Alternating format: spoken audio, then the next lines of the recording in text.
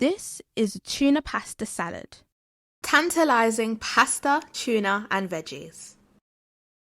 For 4 portions you will need cucumber, lettuce, tomatoes, 1 avocado, 3 eggs, 1 can of tuna, mustard, lemon and salt.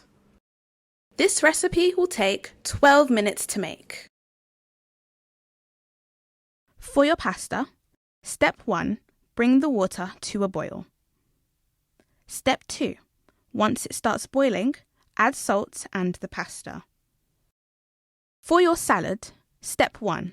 Boil the eggs and cut them into small pieces. Step 2. Cut some cucumbers, chop your lettuce, dice tomatoes and drain your tuna. Step 3. Carefully cut and add your avocado and then mix everything until it is well combined. Step 4. Mix in your mustard, lemon and salt for the dressing.